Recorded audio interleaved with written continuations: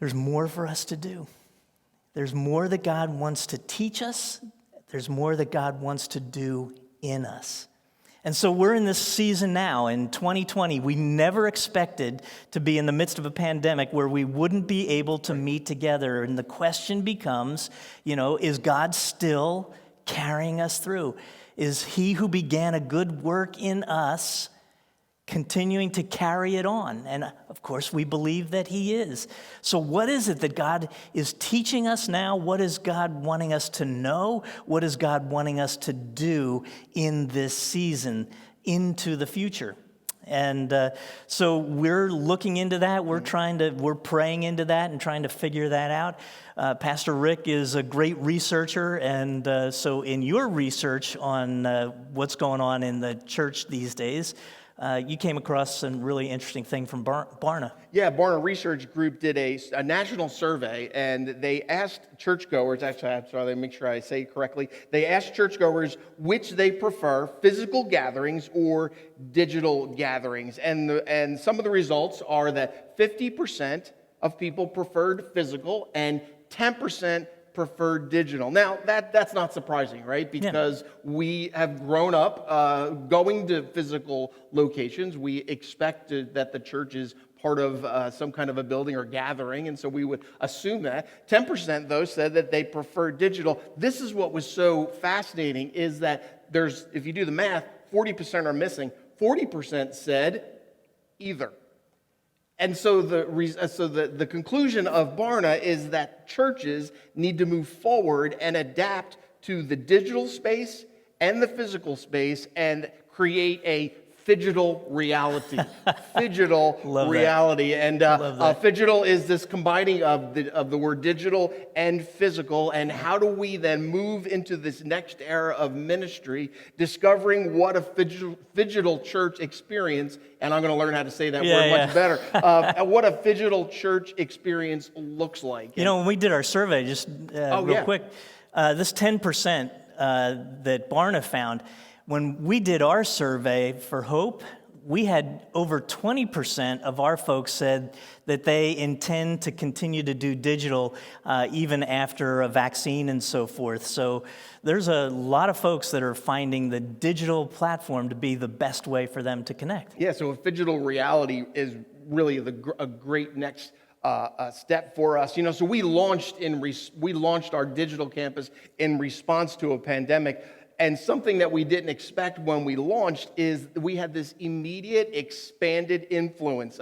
Every weekend, over 10 states are represented because of our digital campus. And every Sunday, this is kind of a little fun thing, every Sunday we connect with 2 members who are living in Italy. So hello, Donnelly and Art, because we know you're watching. And those folks were here in 1990 at that very first service. First service, yeah. They're sticking with us even in Italy. That's awesome. And so they're going to be our first Italian campus. All right. And also, so just a comment on people who are watching. If you're watching in the D.C. area, we see that there's a cluster of you in D.C. You're usually in the top 4 of our states. So it's New Jersey, Pennsylvania, and then D.C. falls in 3 or 4. Wow. We'd love to connect with you. So if you could reach out at rick@meethope.org, we'd love to see that. Love to find out who you are and find a way for us to get connected even more than just through the digital campus. I sense a road trip. Yeah. That's really great. Yeah, so, when you think about this, in 1990, 30 years ago, the way that we connected with people was by the telephone, right? And I'm not talking about cell phones. Nobody had a cell phone then.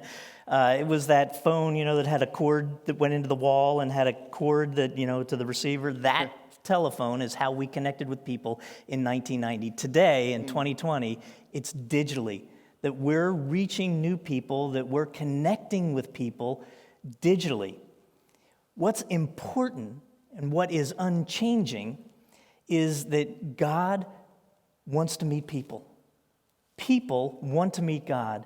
Hope is a meeting place. Whatever platform, whatever methodology, whatever technology we can use, we want to help people meet God and grow in that relationship in Jesus Christ.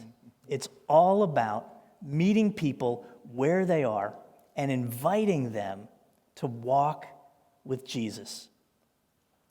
And when we do that, when the church does that, what can happen is amazing. You know, we're not together physically right now, but we are doing extraordinary ministry. You know, when we were planning this 30th anniversary celebration, we weren't planning on doing any kind of fundraising event. But as we moved into the summer and we began to hear about and see the needs around us, we thought, this is an opportunity for this church to continue to express the love of Jesus in a tangible kind of way. And that's where the 30-30-30 challenge came in, raising $90,000 from the middle of September to the end of November in that time frame. And $30,000 will go to helping our own families, people here at Hope Church. $30,000 will go to help our neighbors who are food insecure through our food pantry ministry, and $30,000 to go to supporting ministries in inner cities like Camden and around the state of New Jersey. And so you've been giving to that, and all we've been asking is to do your best. And so I don't know the exact number right now, Rick, but I think we're about halfway to that 90,000, which is amazing. If you haven't had a chance to give, I want to invite you to do that and to do whatever you can. If the best that you can do is $5, that $5 matters. If you can give $1,000, that $1,000 matters as we seek to raise this money for the sake of others, to show in tangible ways the love of Jesus. That's what a healthy, thriving church can do.